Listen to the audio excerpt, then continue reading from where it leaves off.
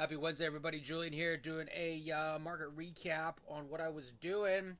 And today was all about the plan B. This is something that I do a lot. It's not something that I necessarily talk about too much. I'm generally talking about my primary strategy, which is going along these low flow volatility plays, which I love, by the way.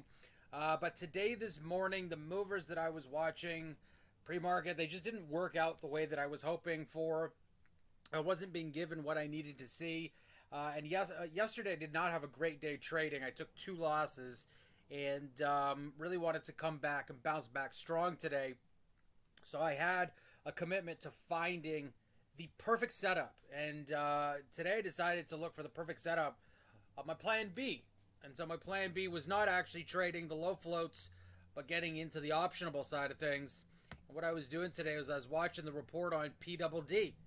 This thing was down today, gap down on negative slash positive news. Now they sort of closed up their gap on earnings. They were down a whole bunch last time they reported. They weren't down as much, but still down, and the market didn't like that. And so price action gap down.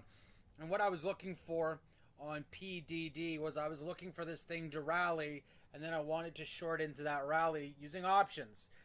The spreads weren't fantastic on this, but I was speculating that there would have been a pretty decent move at hand. So I actually got myself into some at the money strikes that cost about $3 to get in. And you can see right through here that this pattern, which is essentially the reverse of a dip buy, so this is a relief rally support breakdown, and you can see that there's the relief rally, there's the support that I'm watching right through here. It sort of consolidates and then decides to drop. Already in $3 puts, and then these things actually just cascaded right down to low of the day.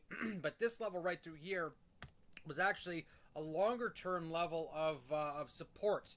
And you can see it's not the cleanest level of support, but what you're getting is there's a prior support here that it connects with perfectly, and then right through here, a little bit of capitulation, and it's like what I call the a magnetic level, where price action sort of ebbs and flows through it for some reason, and it's just sort of bump, bump, bump, bump, bump, back and forth, back and forth. Again, nice clean support level right through here, and so I was using that as a target, and my thought process was, price action is either going to come down to that level and bounce strong, or it's going to cut right through, and the options that I'm trading are going to really open up. And it's the latter that happened. And so these things really opened up. Now, what happened here was when it dropped, I was up substantially, over 100% on these options. And so they sort of consolidated right through here. And as they started to move against me, I was seeing that there was a positive MACD sign, and that we were probably going to get into a reversion to the mean trade. And we were also in front of a Fed report today. So I didn't want to roll the dice on these and hold them. I don't like swing trading overnight with these things. It had a positive bounce. And you can see what it actually ended up doing right through here is that it created a bear trap. And so I actually sold into that short strength. I got out, and I got these at what? $2.98 exactly. I sold out at $6 on the nose, and then these things absolutely rallied from here. And the position is no more. Point is, this was my plan B. I love shorting stocks. I will typically short stocks with options. I don't use margin or underlie. I don't go for the underlier, borrow, short them, give the shares back type deal. It's all about using options on the short side. That's just me. That's just how I play the short side of the market. And when I'm using the put options, I'm looking for the same setup, just reversed. And this one was a bear flag that broke down. If you do a measured move on this thing, it's perfect. And you can see that there was a bear trap at that 144.75 level. And that was the trade. Now, in retrospect, the long trades that I was looking at, a lot of them actually did come to fruition. And there were a lot of trades that actually did work out. You can see that YVR, this thing was up, 40% today. We had this one didn't do so well. I think this was one of the ones that I was watching pre-market. It just spiked and dropped. But there were a few movers that were working out today. YVR is definitely one of them. If we go through, I think it's IMTE. This was another one that moved a little bit later on in the day.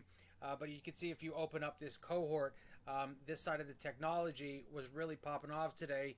The first three movers in this area were all up 40+%. So the market was active. The scan was very active. Yet I wanted to hit my plan B. And so you will hear me from time to time talk about my short trades. I prefer to short trade. There's the old saying that when a bull wants to get from the lobby to the top floor, he takes the stairs, implying that it takes a long time to get there. Yet, when a bear wants to get from the top floor to the lobby, he takes the window, implying that it moves fast. So you can make a lot of money very, very quickly on the downside, especially with options when that implied volatility opens up. It can really help you out. And so that was my trade on PDD. The stock itself at one point, I think it was down about 7.5%. These options were fire.